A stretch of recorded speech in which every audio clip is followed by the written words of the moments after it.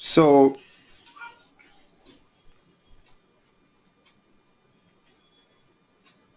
today I'm going to talk about the Twistle, as I told you people in the last class.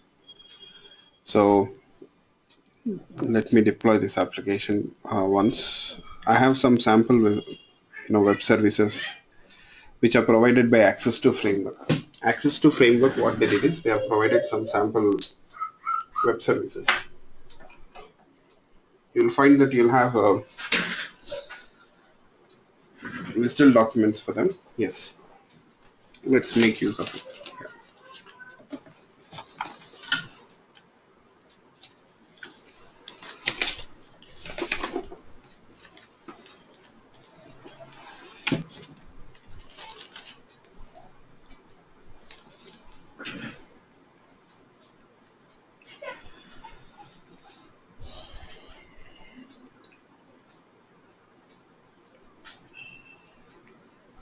So I'm going to show you people one such web service which is developed by Access to Framework. So which helps us to understand, you know, the web services. So now you see, this is a visual document for a service called as address book service.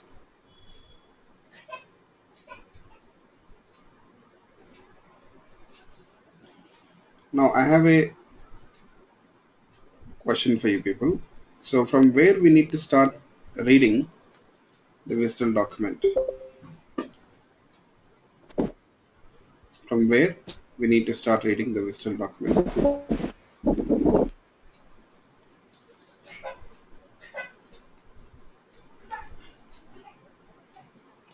From the port type. Okay. Generally in the port type, so you will have the information about the operations. So operations means, what are operations? Methods. In Java's terminology, they are methods. In web services, we call them as operations. Yes.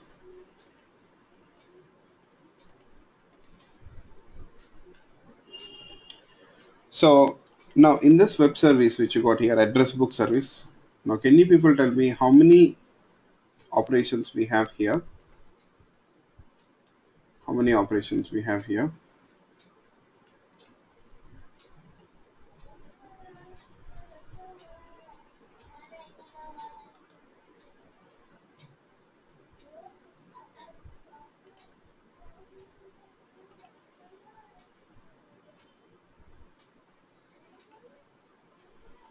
We got two operations.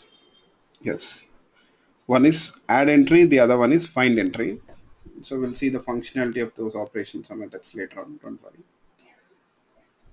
So each operation, it represents a functionality. Okay, you know that each operation here, it represents a particular functionality, you can say. Yes.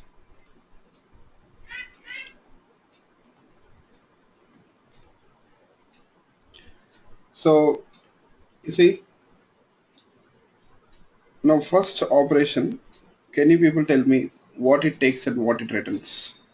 Does it take any input? Is there any input for that operation? Do we have any input for that operation? Yes, we have one input.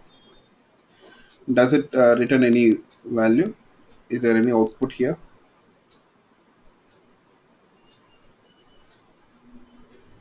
No, this operation, it doesn't return any value. How I am saying that it doesn't return any value here? How can I say that it's not returning any value?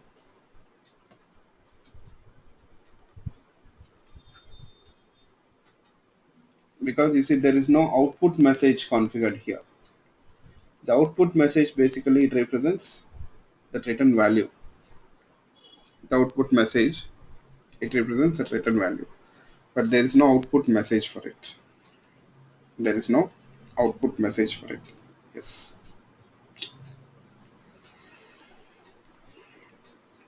Okay. Yes. So now if you check the second operation, find entry, basically it takes an input. You got an input for that operation, find entry. Does it return any output? Yes, it returns output as well here. We got output message. Okay, good. So now you understood that we have two operations, but we don't know that functionality, and actually, we don't know how this operations are implemented. That means how this web service is implemented, whether using Java, .NET, PHP, whatever it is, we don't know. We only have the service WSDL document, okay, which describes that web service. Got it? Yes. So Yogesh, just now we started, and I'm talking about the WSDL document. We have a sample web service developed by Access to Framework. They provide this sample web service is called as address book service. Now we don't know the implementation part of it. We only know that we have a WSDL document. We got that web service. So using this WSDL, now we should be able to consume that web service. So that is what we are trying to do here. Okay. Yeah. These are the operations which you're looking at. Fine. Now let's try to understand uh, that input type here. Let's try to understand that input type.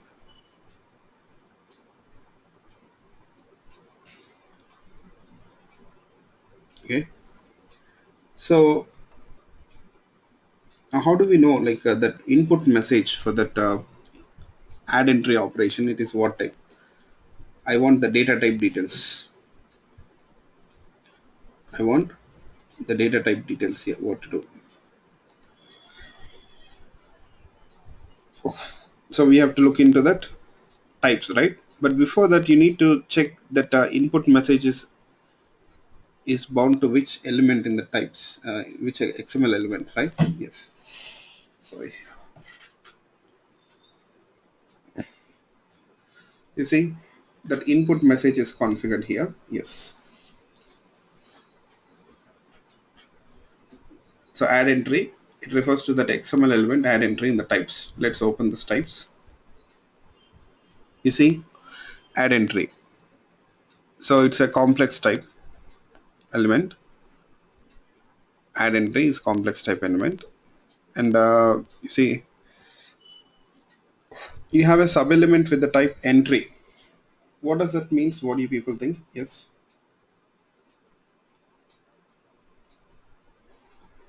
Yes.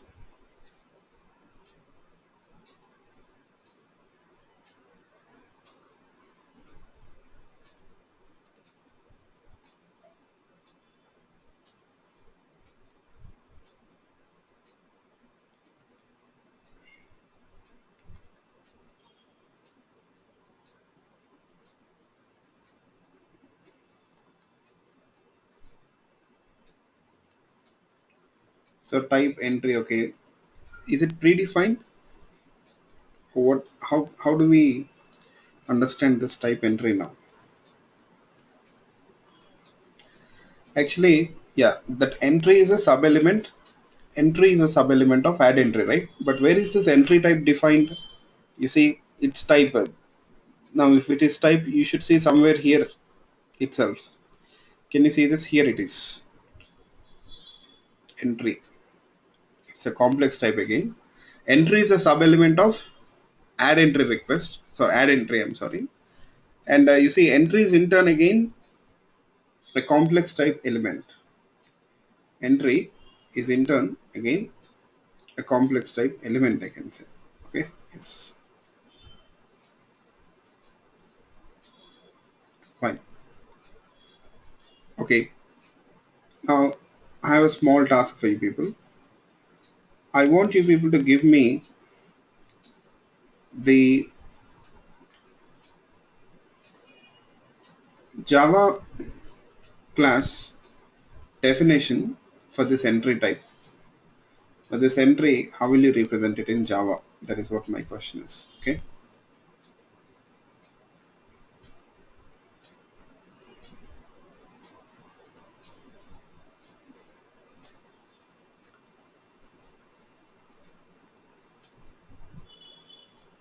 Okay. Even if you give me some outline, that's better. No problem. If you want, you can just directly speak to me, okay, instead of typing it here.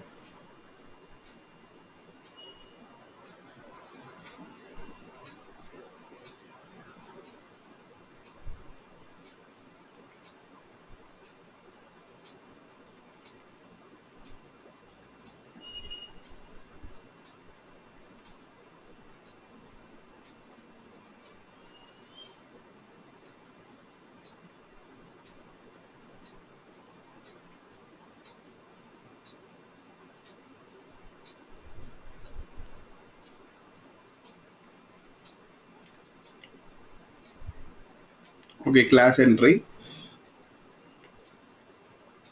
And what are the properties of this class? City or variables of this class are city, name, postal code, state and street. Very good, excellent. That's right. This is how that entry type will be represented in Java. Okay, yes.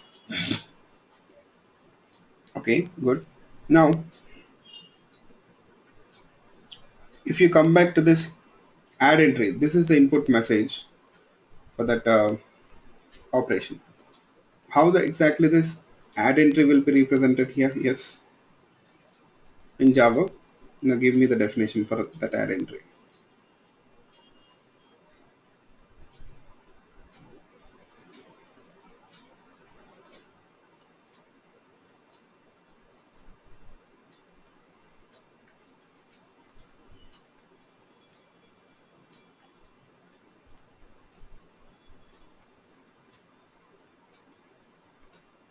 Yes, you'll have a class called as add entry. You'll find that we'll have a class called as add entry, and in that add entry class,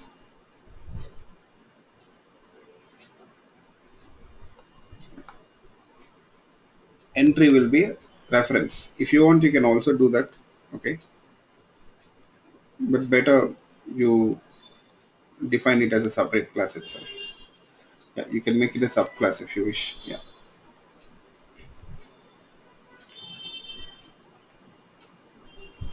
fine. So now I'll show you people.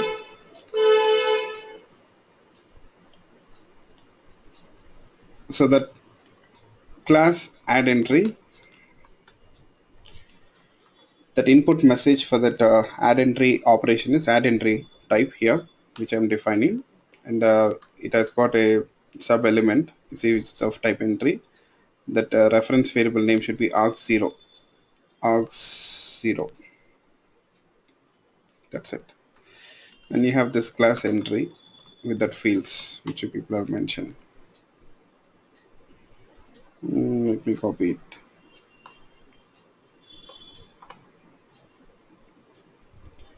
That's it.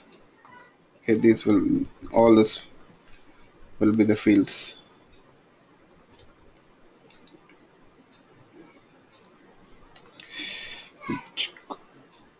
Okay, yes. These are all the fields in that entry type. Yes.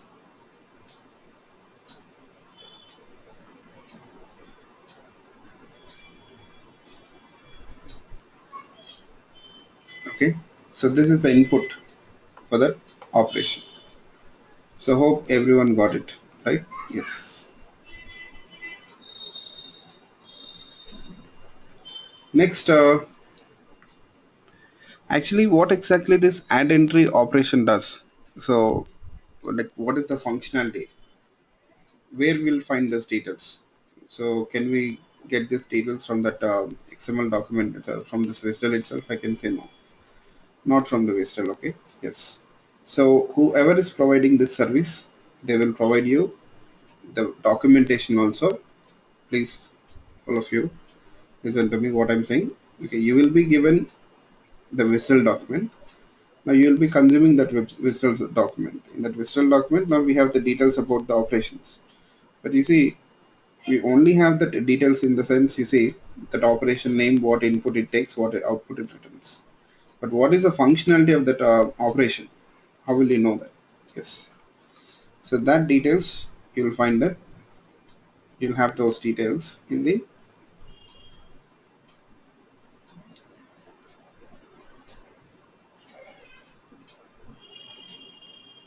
the documentation itself. They will provide you the documentation. As part of the documentation, you'll find it. Okay. Yes. Okay. So now we have another option operation, right? Find entry. You see, the input for the find entry operation is this, which you're looking at now. Okay. So now, can you people give me the class definition for this find entry?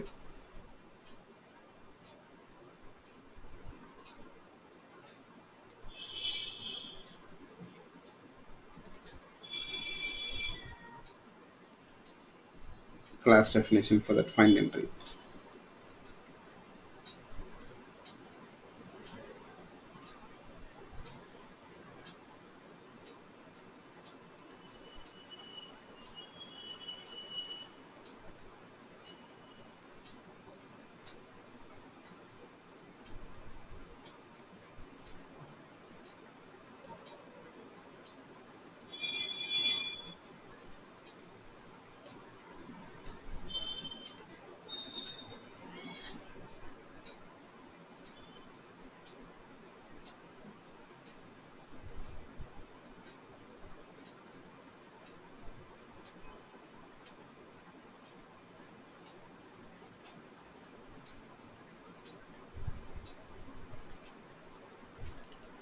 Class find entry, yes, with a variable which is of type string, and that variable name is arg0. That's it. That's right. Very good. So that is the input for that find entry. So let me write that here. Sorry, that operation find entry. This is the input find entry. It's of type string. Takes this parameter, and similarly, we got the response, that output of that find entry operation is also here. Okay.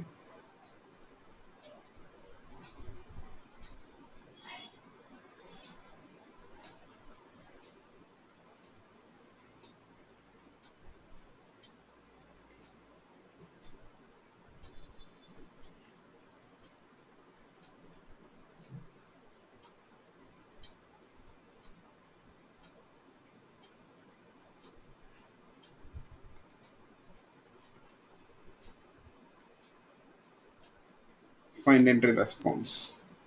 You see, this find entry response which you got here, you'll find that again. That means this is the output message. This is what your find entry returns. Entry, and it is entry type. Return. Okay, it is written itself, right? And yeah, name is written. Now you see here, Vamshi, you had a question earlier. Can we make that entry class a subclass of add entry? See, if you make it a subclass, then it will be difficult for you people to use it in another class. Now that entry is not only used in entry type is not only used in add entry, but you see it is also used in find entry. So do you think is it appropriate to make it you know, a subclass? I can say no.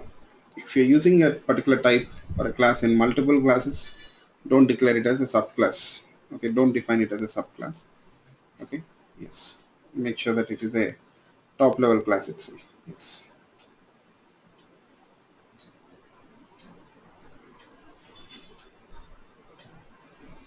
So hope you got it.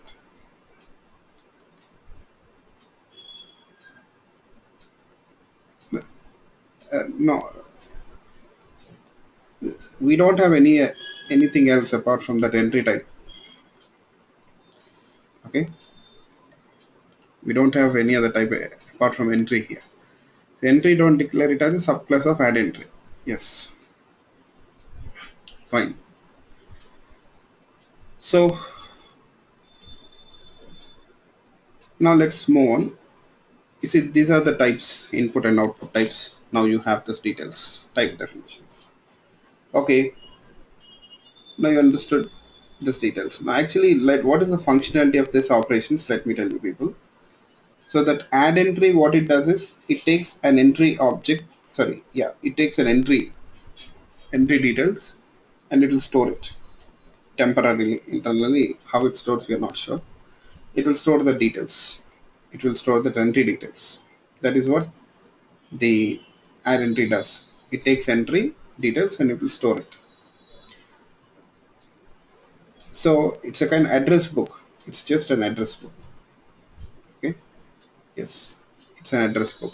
It stores address details. Entry is nothing but an address, right? Entry is nothing but an address here. If you go through the entry types, you'll understand it. It's simply an address. Okay. See, it's address. Now we have that find entry, right? Now find entry operation, it is used to search that entries which are added. Okay, to search the entries which are added, we use find entry method, or find entry operation is used to search the operations. Sorry, search the entries. How can we search the entries? Based on the name. For every entry, so you got a name. So based on the name, you're going to search the entries. So these are the functionalities. Add entry to add an entry, find entry to search an entry, I can say. Find entry to search an entry. Yes, that's it. Okay, yeah. So now we understood this web service, right? Now we got the type details, and you see it supports SOAP 1 to binding as that the endpoint details and all, we have it here. Next, the service element has got that web service location, the address, the endpoint details, you have it here. Now I would like to consume this web service. That means use that operations which are defined in that web service. So how can I use that operations which are defined in that web service? What do people think? What to do?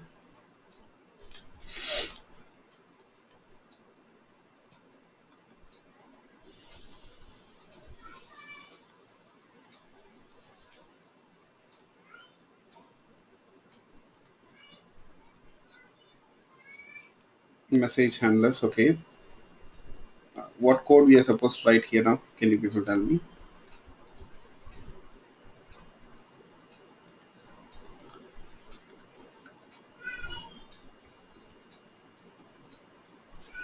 In the last class we saw that.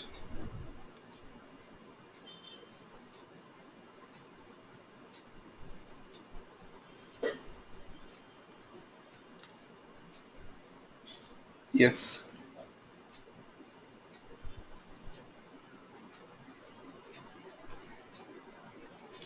How to consume a web service.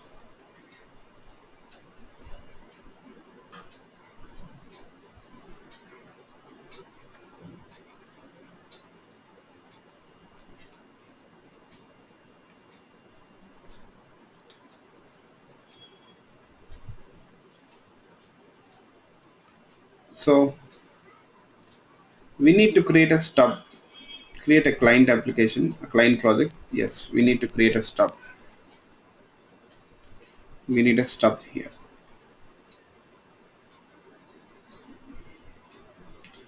So now the question is how to create that stub. How to create that stub. You know that. So in the Eclipse ID we have the support for that. Now first of all, what you need to do is copy that WSDL URL of that WSDL. Okay, yes. I'll copy the URL of that WSDL. And we need to create a client project. Already we saw how to create a client project in the last class. Already we have this client project, right? Where we have converter stub, which we created. Now I can use the same project here to create another stub, which will communicate with this address book service. Okay, within the same project here, where you have that converter stub. So in the project itself, I'll add one more stub now, which will be used to consume address book service. Okay, yes. So for that, first of all, what we need to do is select the project, right click on it, you got new, others. So under the others, now you see we have web services will be there, web services. Now under the web services, which wizard we are supposed to use here? Yes, which wizard are we supposed to use?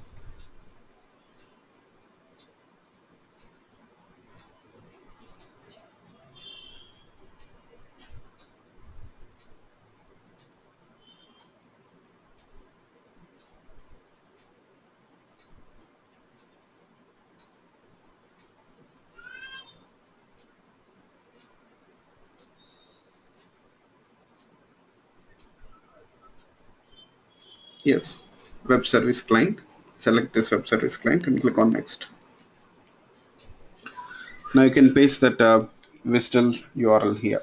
Okay, that address book WSDL URL, paste it here.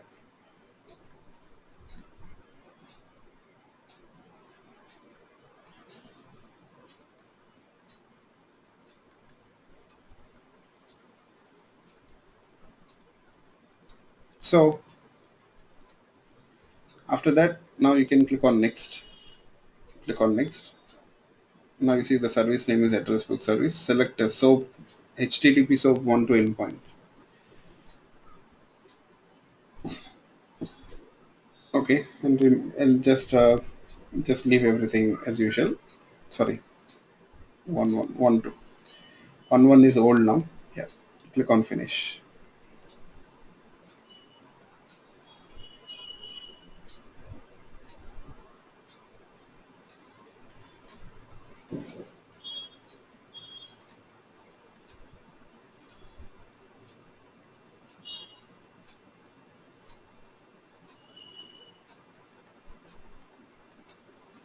Okay, yeah, you can click on yes. Don't worry. If you see that warning, click on yes all.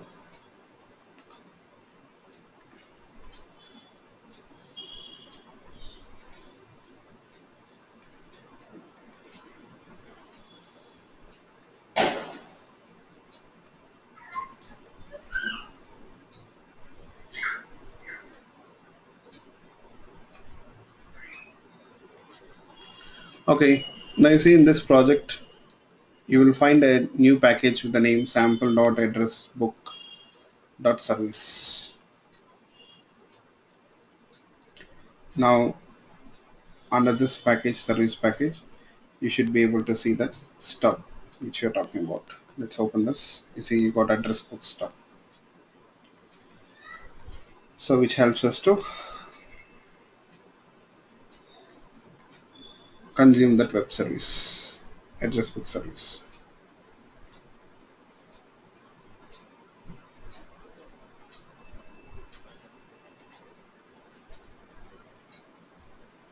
So here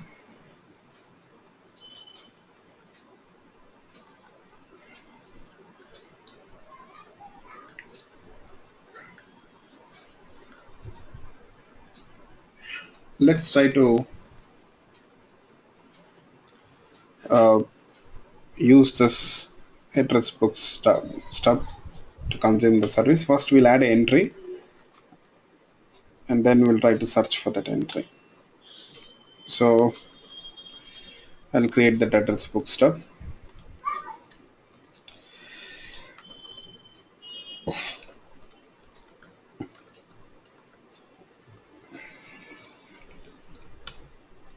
Now let's add an entry. For that, create an entry object. You see Be careful.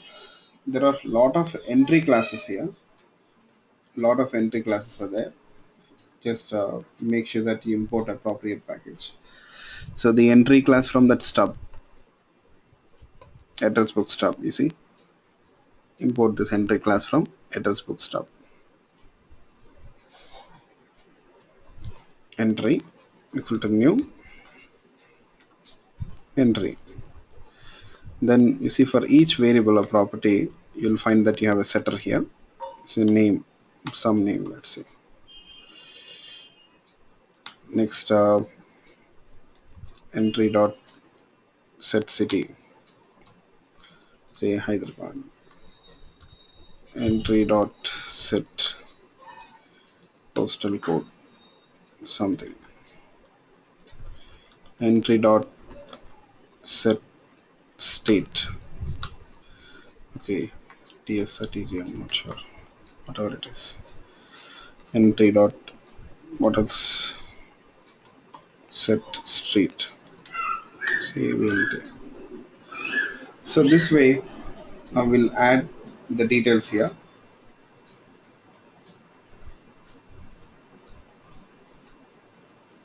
This address object.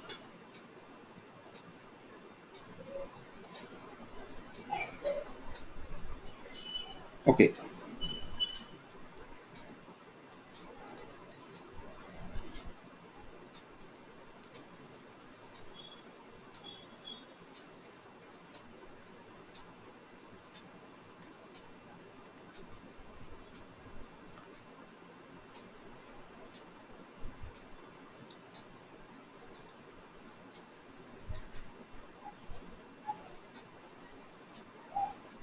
Here you see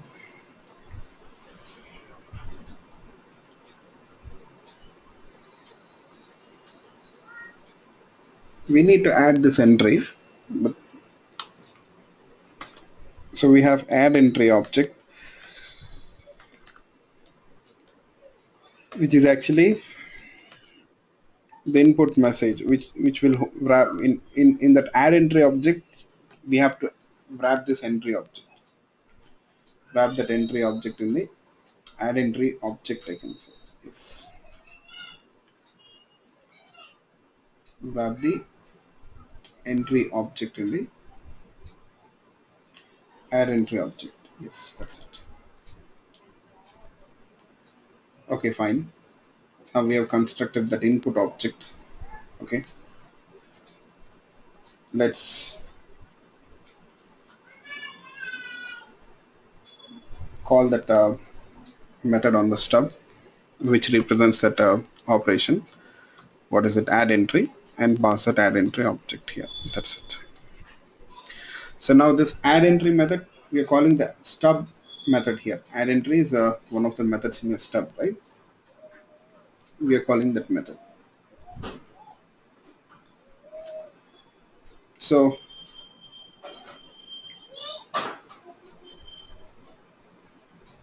you see, now the stub will take that add entry object, reads that entry object, everything, transforms that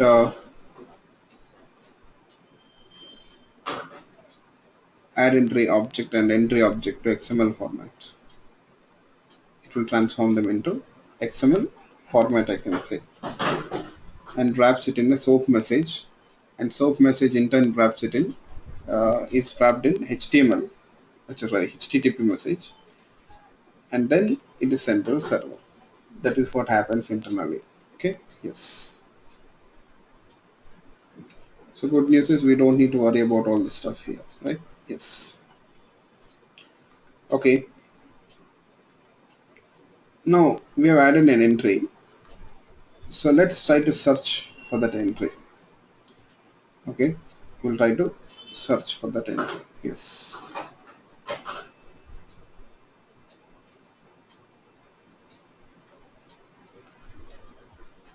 So how to search for that entry? So we have find entry operation, right? So search for that entry. So what exactly find entry operation takes? You know that. It takes find entry object, and in that object you need to wrap that name. Searching for which name, so we need to wrap it. Yes.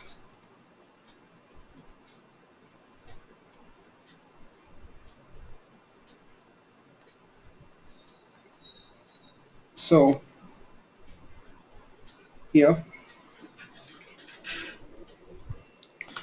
let's create a find entry object which represents that input message of that find entry, and in that find entry object we'll add that name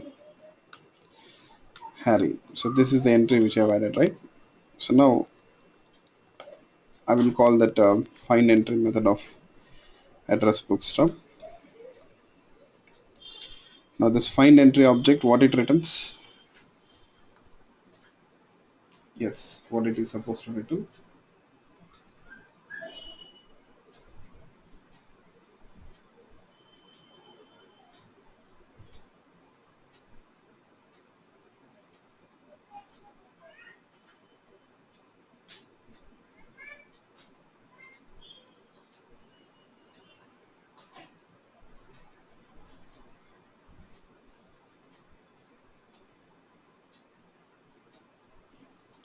Yes, it returns find entry response object. Yes, it returns find entry response object. That's right.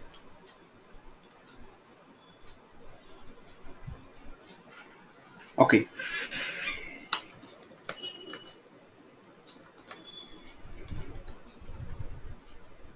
Now in the find entry response object, we got that entry object now. So you can read it. Call the get return method. It returns entry object reference. Let's say response entry, I'll call it as. You will get that entry object in which you have the details which I've added. So let's read them. See name response entry dot get name, say street response entry dot get street, say city. Okay, response entry dot get city. That's it. We can read other details also, but if we are able to read these details, then automatically it indicates that we can read other details also. Not a problem. So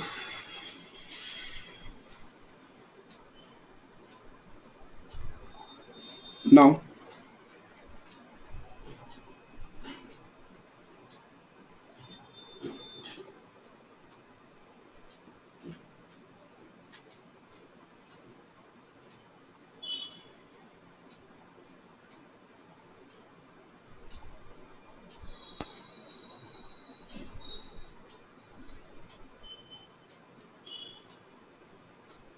let's run this code. Okay, first of all, okay, the service is started, right? Yeah, let's run this code.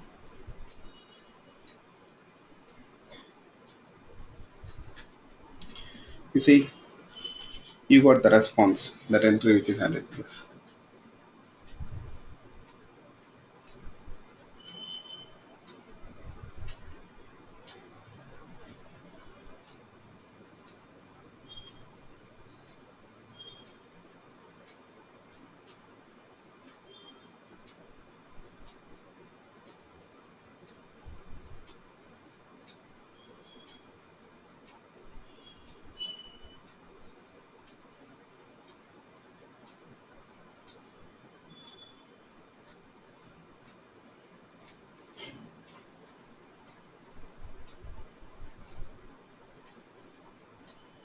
Yep. So what we did, hope this is clear for you people, right? So any questions?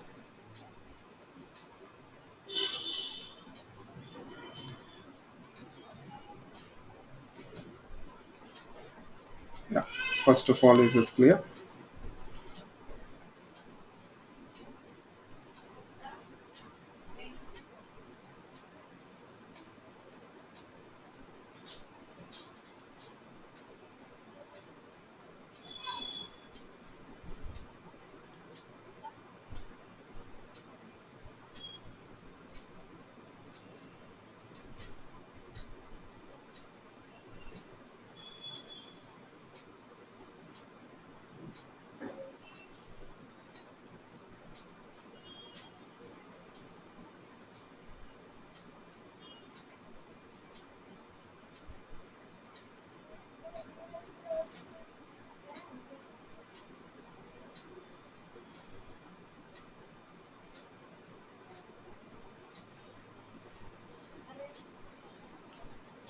Okay, good.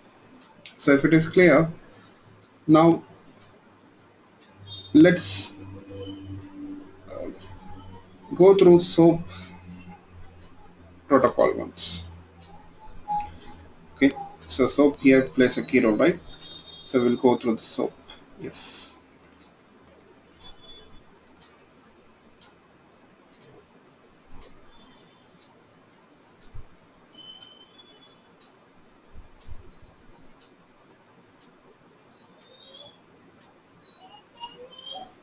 So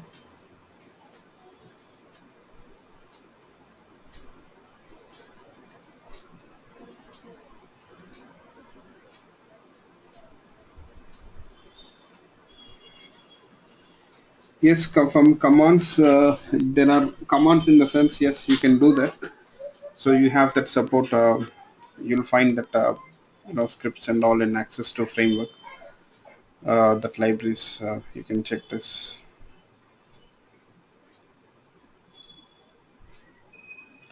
Yes, you should find them here, and you can also check that these are all the tools, various tools which you have here. Java to Vistal, Vistal to Java, and access to access. There are many tools which you can check this.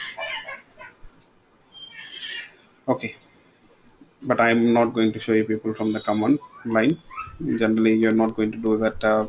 It's very rare. Okay, so now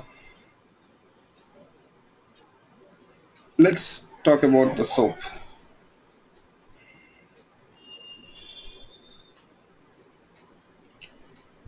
Let's talk about the SOAP. Yes. Yeah, that is tools which will be doing it internally for you. Your framework is taking care of the stuff. Okay.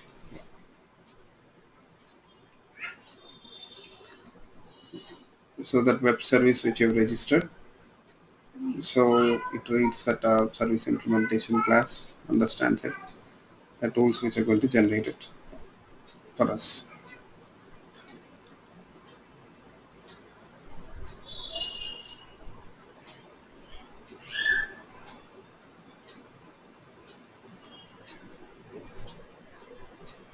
Now,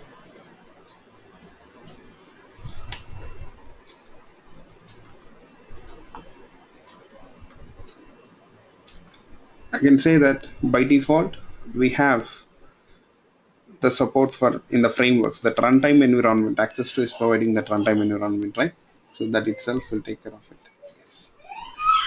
Generally, it is generated. But in which case, in case of bottom up approach, in bottom up approach, what we are doing here, so we are defining a Java service or a Java class, or we can say a service implementation class, for which that WSDL is generated.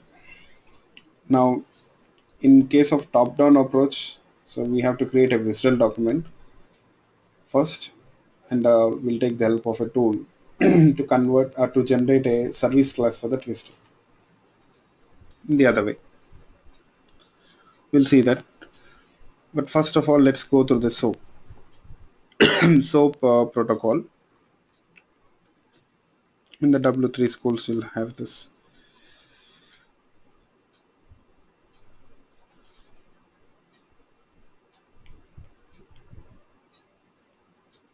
Yes, see, you have the details here. So SOAP, yes, it stands for Simple Access Object Protocol. Simple Object Access Protocol, I'm sorry. Simple Object Access Protocol. And you see, it is an application communication protocol. That means applications use it to communicate with each other, I can say. Yes.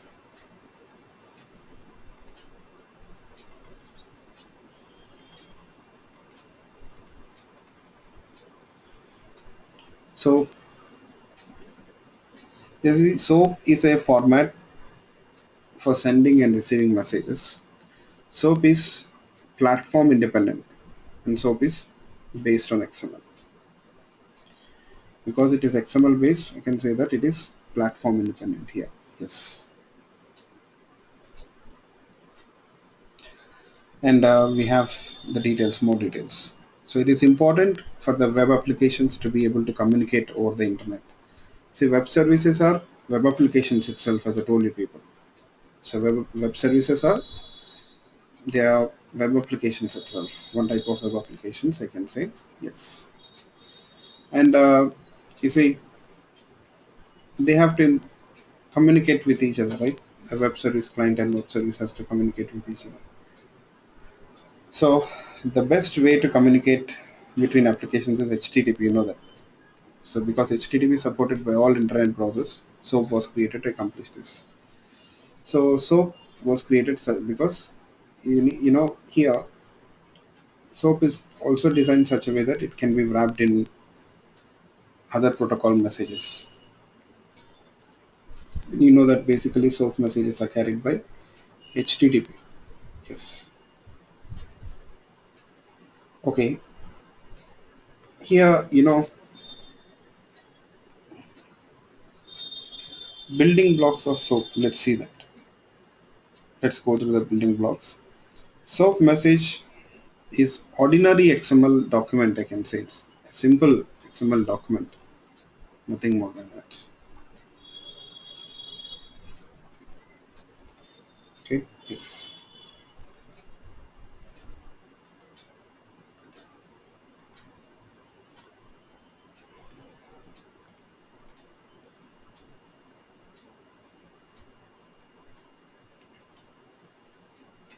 Here you see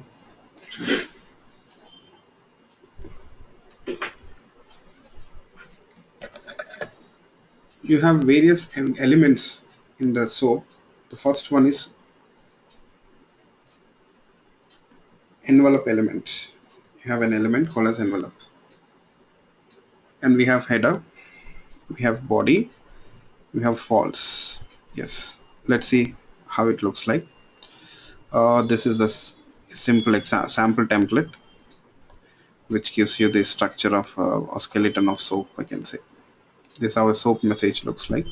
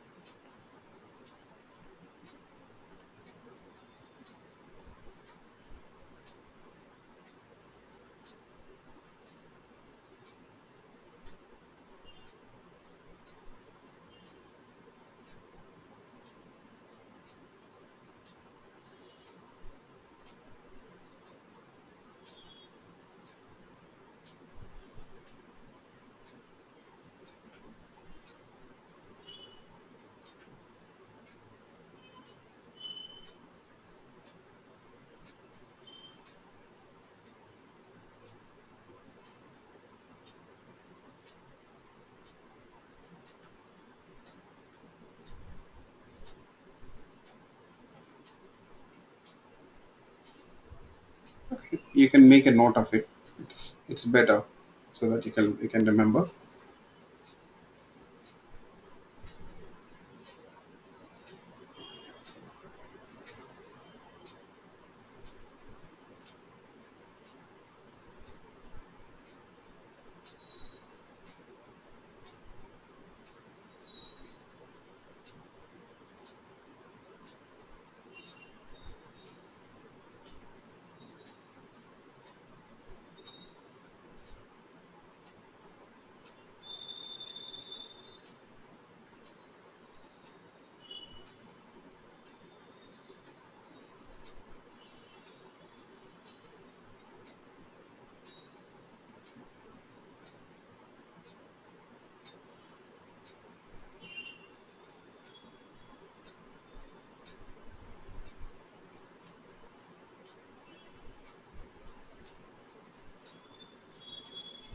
Let me know once you're done.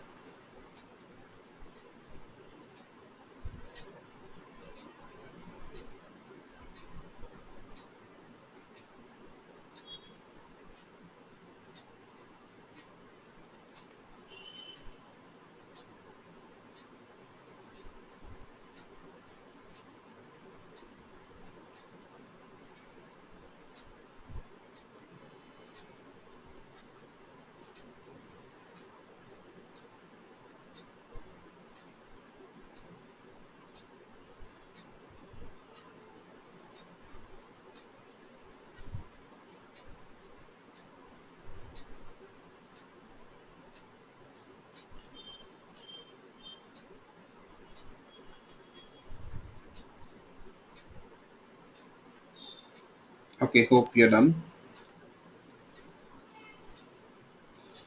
Fine. Uh, Now, you see this envelope element, you'll find that it is actually the root element of your SOAP messages. And we have header,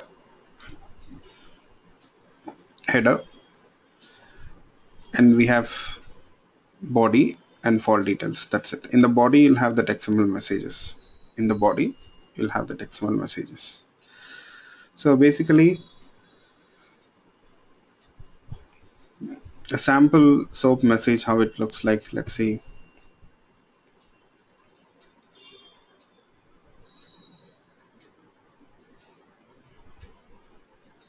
You can just check this. In the header,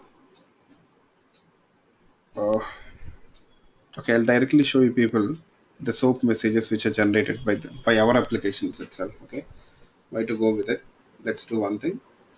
Let me show you people directly that SOAP messages which are generated here. Can we read that SOAP messages which are exchanged here between the web service client and web service? I can say yes, of course you can do that. Okay, so we got a chance. So for that, you'll find that there is a tool here for us. We got a tool. So what is the tool? Let's see.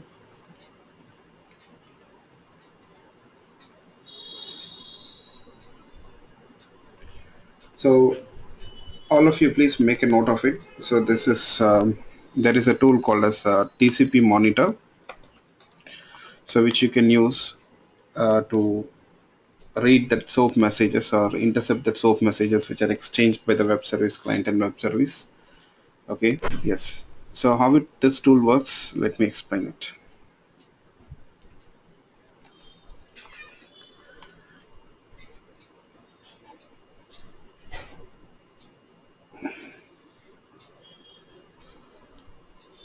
Uh,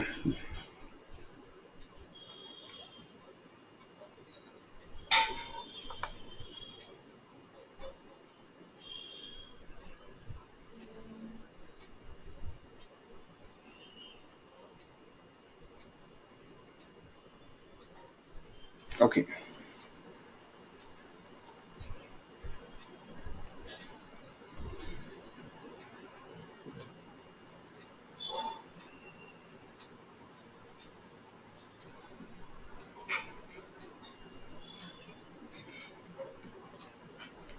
You see, this TCP mon tool, it basically, it sits between your web service and web service client, I can say. So it intercepts the requests. So now what we need to do is we need to edit this web service client such a way that it transmits that messages or will send that messages to the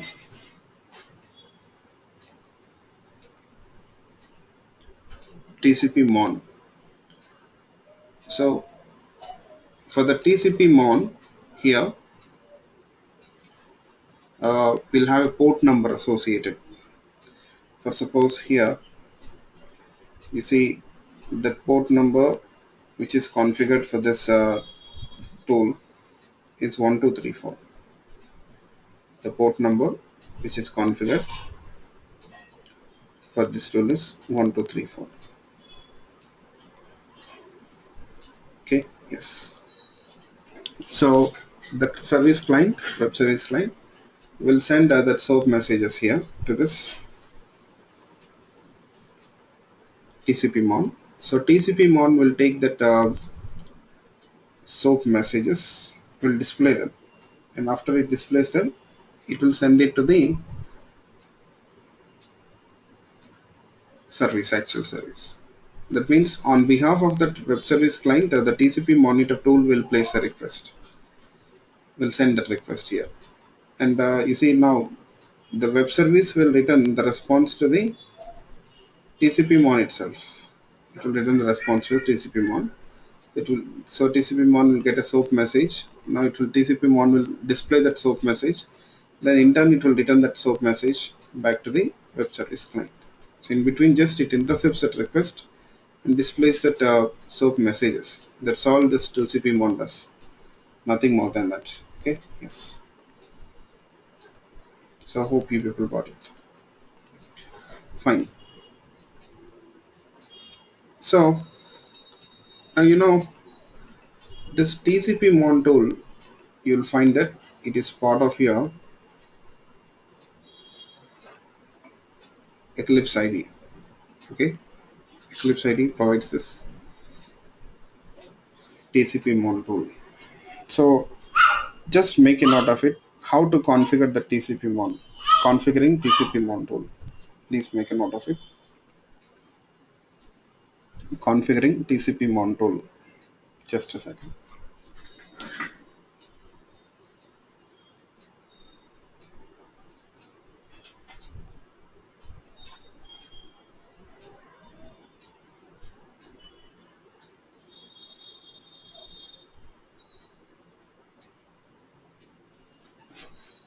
Yeah, sorry.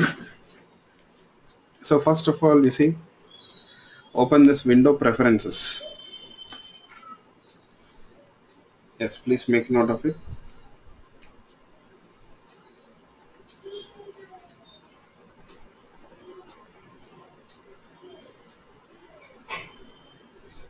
In the Eclipse IDE, you have window preferences. What we are doing here, we are configuring TCP/Mon tool here. Okay, that is what we are doing.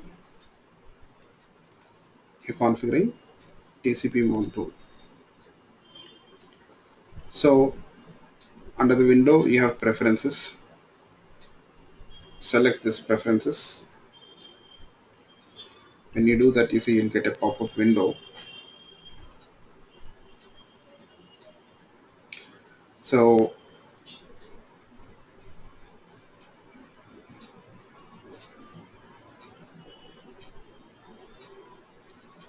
you see in this pop-up window, you'll find that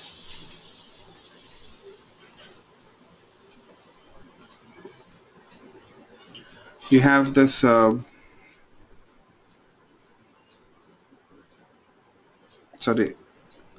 and debug option. Yes, in the pop-up window, see which you have selected, you'll find that you got this run and debug option. Window preferences, when you select that window preferences, you see you'll find that you'll get this pop-up window, preferences window.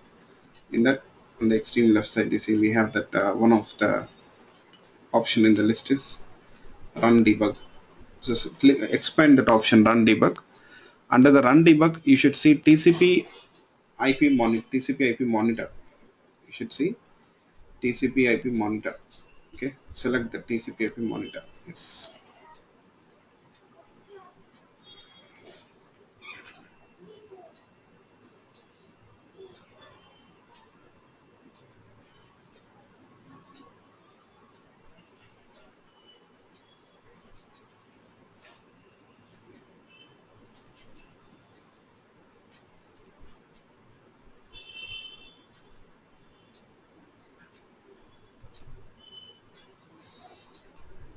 Okay.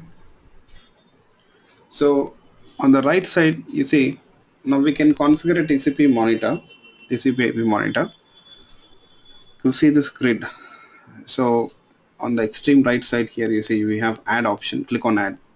Click on add. Now what we are doing, we are adding a TCP monitor here. We are configuring a TCP monitor so that we can use it to intercept that SOAP requests. Okay. Yes. Fine.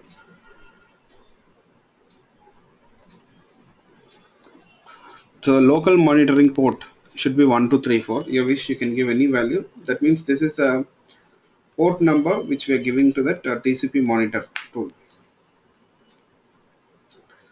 To the TCP monitor tool, we are configuring this port number. What is it? 1234. 1234. Yes. Next, we have this port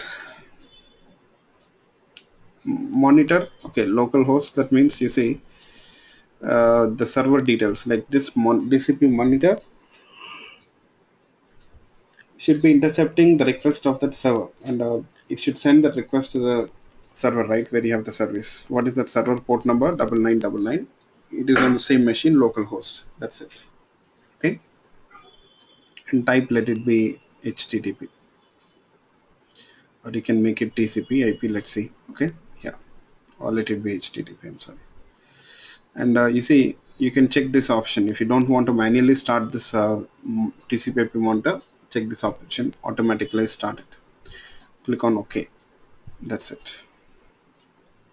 You see, now we have configured a TCP IP monitor which listens on that port 1234, and it forwards the request to the server 9999. Yeah, just a minute, please. Just a minute.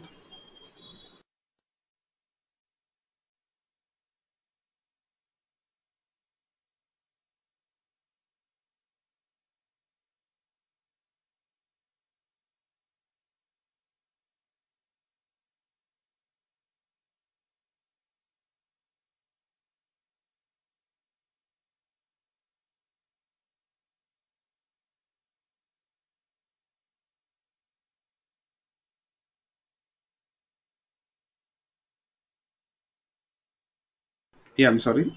Yes. So this is your TCP monitor which listens on port 1234, and then it sends that messages to the server whose port number is 9999.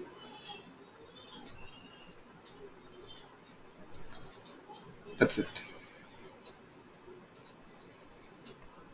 Okay. Now click on OK. So let me stop the server once. Now we need to, or need not stop the server. I'm sorry. Now you see, what is the next thing we need to do? We have the TCP/IP monitor. Now what else we need to do if you want that a TCP monitor to listen to those messages? What are we supposed to do?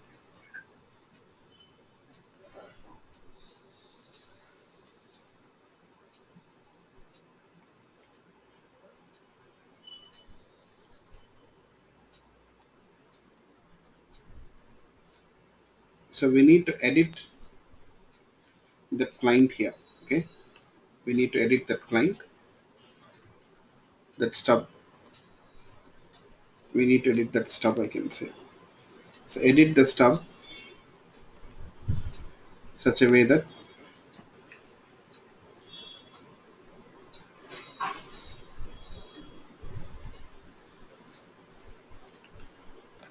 it sends that request to the TCP mon instead of the server. So how to edit that stub? Let's see. So you have this stub, address book stub, service stub. Open this address book service stub. In this address book service stub class, now check for that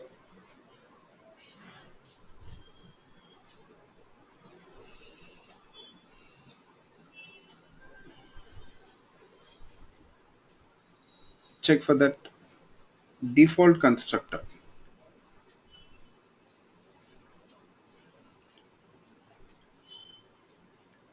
Okay, check for the default constructor here.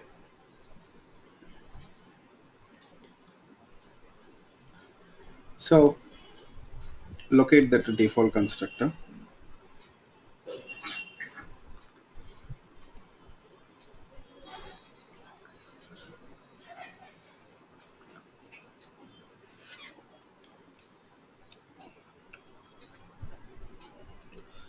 You see,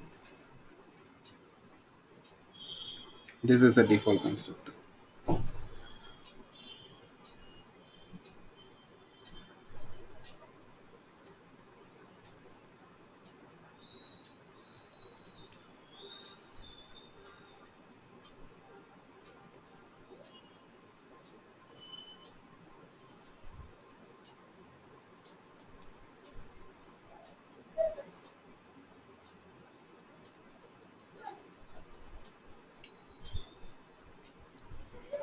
In this default constructor,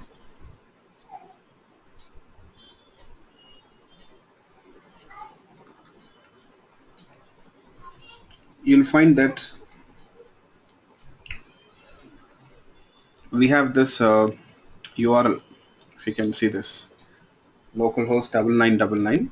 You see, you got the complete service endpoint details. That means you see this stub is trying to connect to that service through this endpoint. Endpoint means the access point of that service. Now you change this port number from 19999 to 1234 because we want the stub to intercept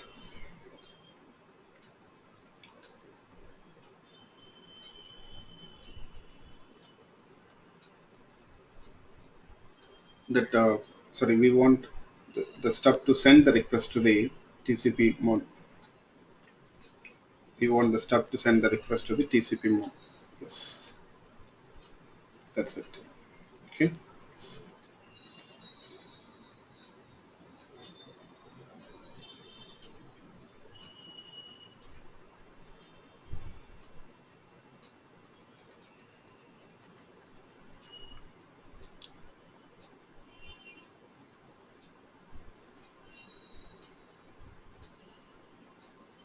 This is the change which you need to do. So hope everyone got it right and hope you have made a note of it. Is it clear, all of you? Yes. Can I have yes?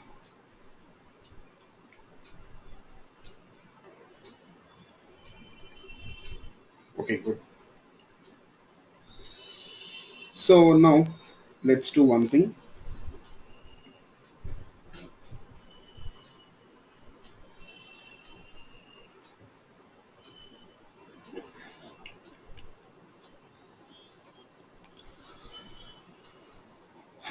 Uh, Sorry, what to do? Yeah. Now we are done. Nothing else we need to do here. Now just run this code. On the server side, we don't need to make any changes. Okay, in the service, we don't need to make any changes. Yeah, just run this code. Normal request in the sense,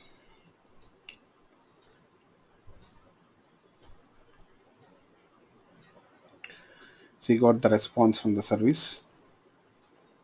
No, service can only take SOAP requests. Yeah. Now you see, once we run this code, one of the tabs, automatically you will find one of the tabs will be TCP IP monitor tab. You can just maximize this tab. Okay, you can just maximize this tab here.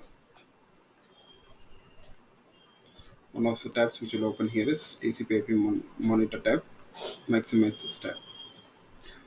You see, now we have placed two requests. One was to add an entry, the other one was to search for an entry. First, you see, this is the first one, localhost. You have these two lists here. Okay, yes. So select the first one, and you see, now the encoding here, not encoding. You see the request viewer type. Change it to uh, XML. I'm sorry. Change it to XML. Okay. Once you change it to XML, you see you'll find the header here. Header, and then you have the SOAP message. I'll copy this SOAP message. Let me copy the SOAP message. And can you people tell me what exactly we have here in the SOAP message? Read this SOAP message and tell me what you found here.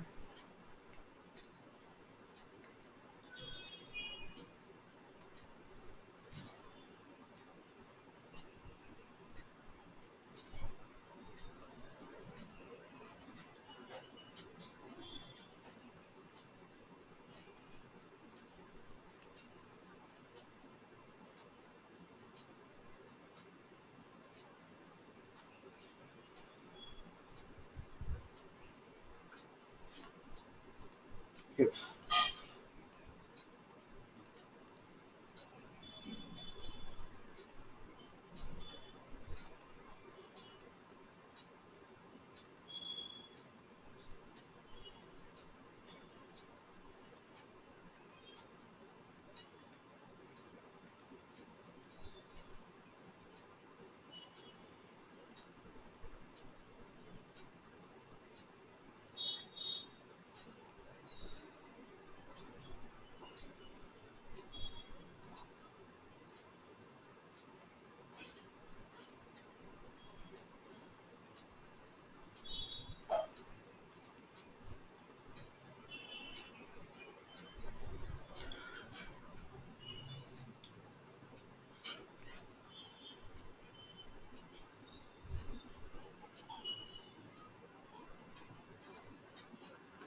You see, uh, in the body of the SOAP message, we have this add entry details. You see that add entry object which we have created, and in that entry object we have added as add entry object we have added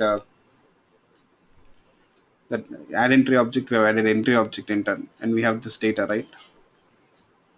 You see all that data which you got in the Java objects. You see, you will find it here, and it is actually converted into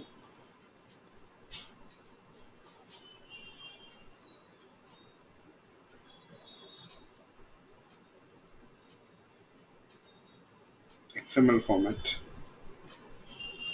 right?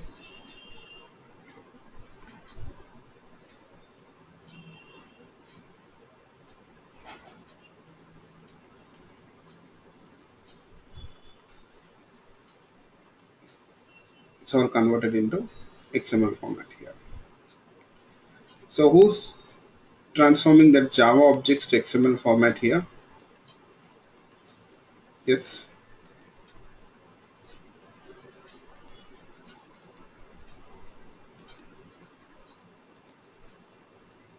TCP-mon is transforming that Java objects to XML format.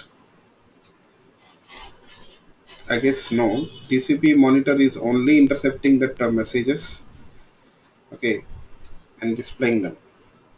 Is that it is? Uh, no, we have a. I got. We got a specific answer for this. We got a particular component which is doing it. So who's transforming the Java objects to XML format? In the framework, at least we have something. No, come on, you forgot. I've shown you people such a nice message. Sorry, image. At least by looking at this image, can you people tell me who's generating that SOAP messages here?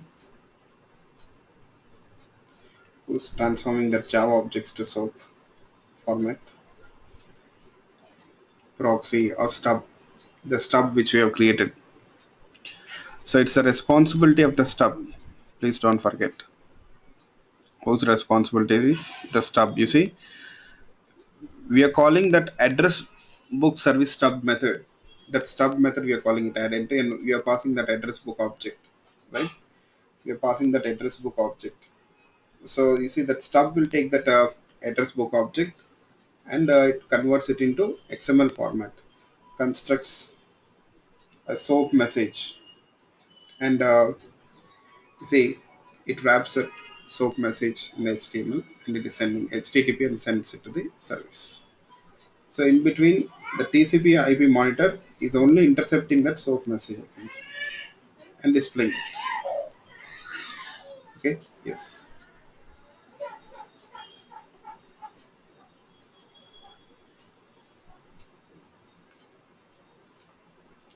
So is it clear?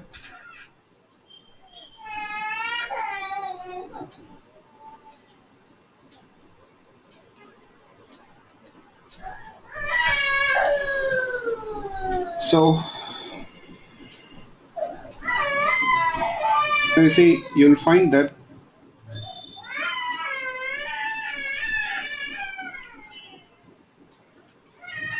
SOAP messages they are wrapped in HTTP. I said right. I'll show you those details also here. You should be able to find those details.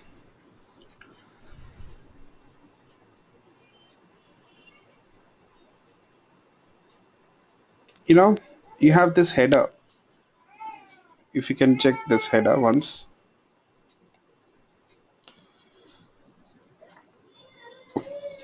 I'll copy this. Now you should tell me. Oh, just a minute.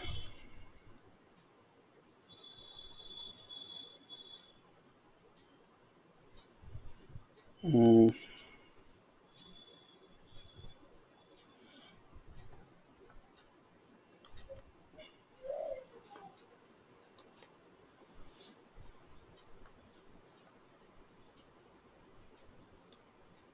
you should tell me what is this exactly. Just look at it. You have all these details here. This is what you have in that string. What is it?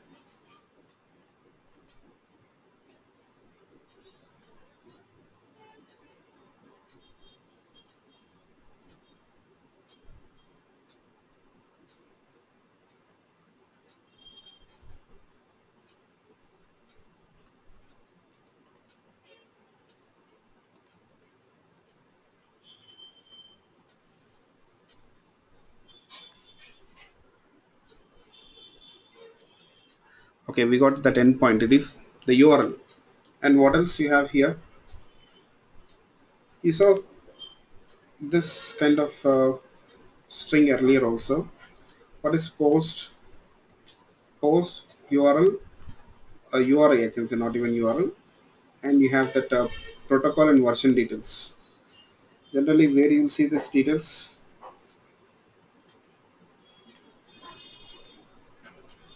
what is it?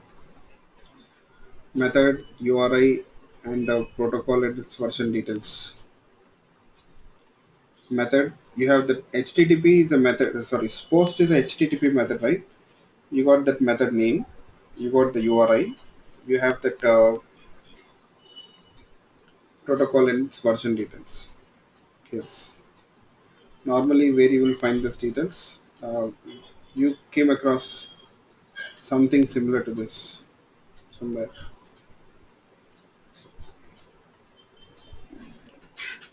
I can say this is a request line. Request line. In the request line, you'll have the HTTP method details, and you'll have URI, protocol, and version details. Where did we see this request line? Where did you see this request line? Another question. Request line.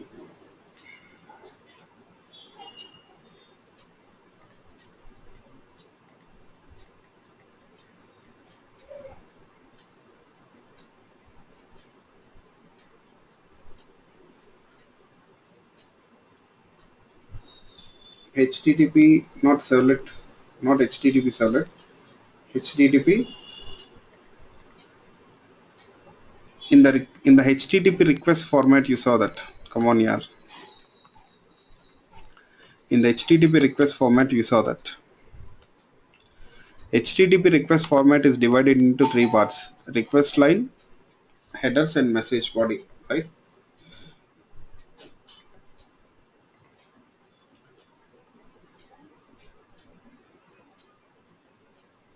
So we got this details here. Got it?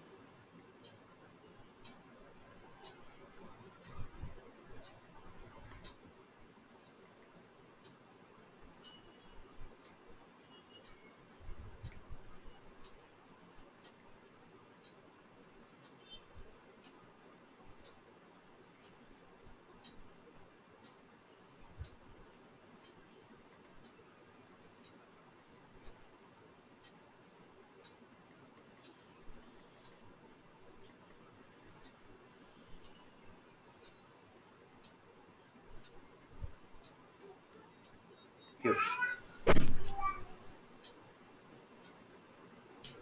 So that means that SOAP message, I can say it is wrapped in that HTTP request, I can say.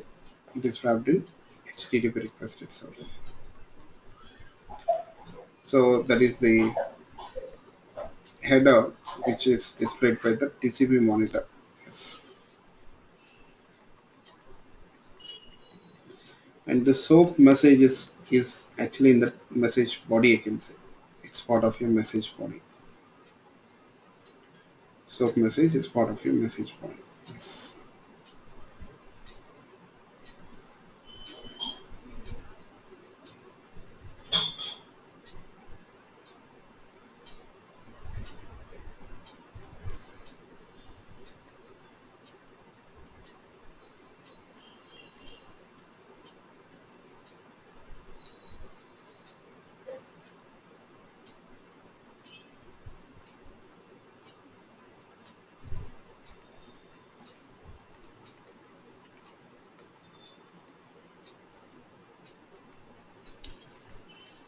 Yes. So hope you understood this, right? Now, on the other side, we have the response. You see, for that add entry request, there is no response, right? So it's blank here, there is nothing. And if you can see this, now at least you tell me what is it.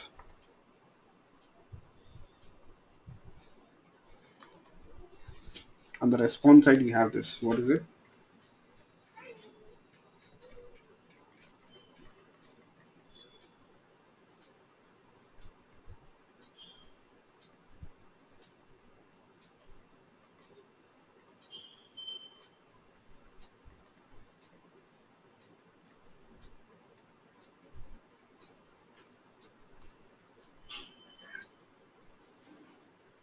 Yes, it's response, it's status line. It's status line generally, which you'll see in HTTP response. It's a status line where you have the protocol details, the status code 202. 202 is a status code which indicates that okay, the request was accepted by the server. It indicates that the request was accepted. 200 means the request is successfully processed. Now it is accepting. That is the difference.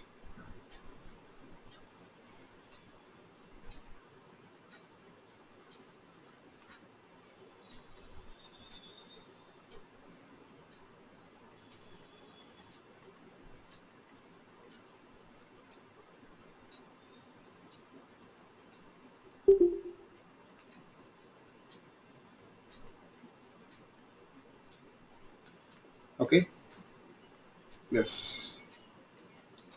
Next, okay, we have another request which is sent, right? The second request, you see, which we have placed for searching for the record. Again, you see request viewer type, you select XML.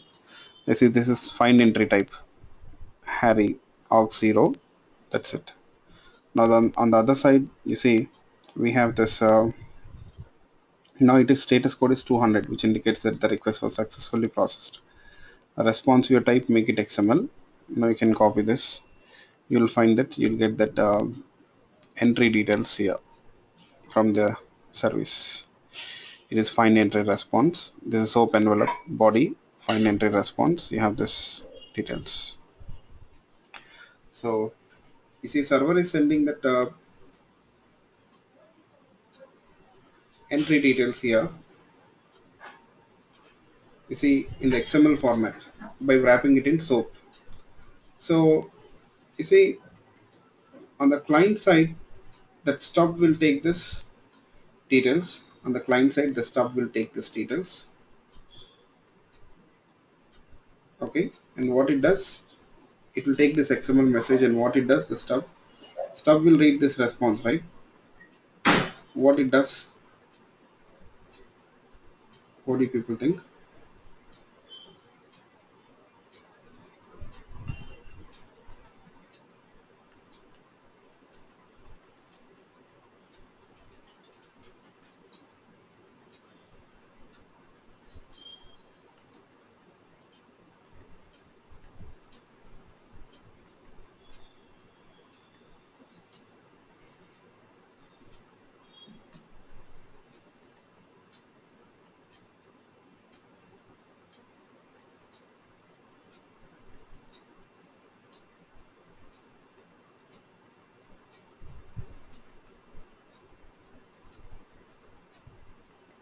Yes, proxy will take this response, and what it does, it transforms it into Java objects format.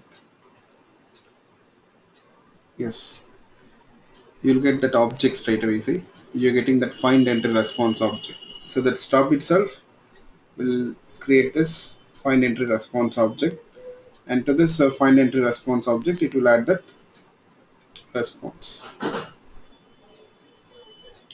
Okay, so hope you people got it. Yes, this is how internally the web service and the web service client will be exchanging this SOAP messages and all. Yes.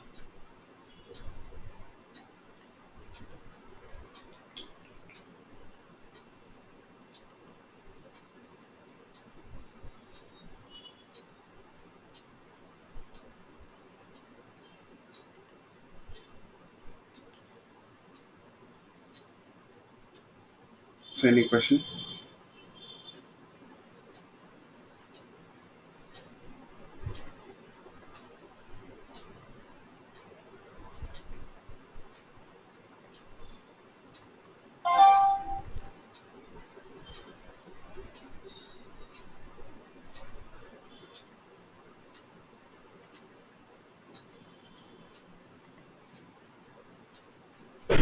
Okay, good. So I'll show you people another visual document, and where you'll find that we'll have the other details about the web service, and we'll see how to consume one more service. Okay, and then I'll start with JAX-WS. So we'll do it in the next session. So most probably by tomorrow or day after tomorrow we'll be done with this web services, SOAP-based web services. Then we'll compare this SOAP and RESTful web services, and then we'll start with Spring Framework. Okay, yeah, fine. That's all. Thank you all. Bye bye.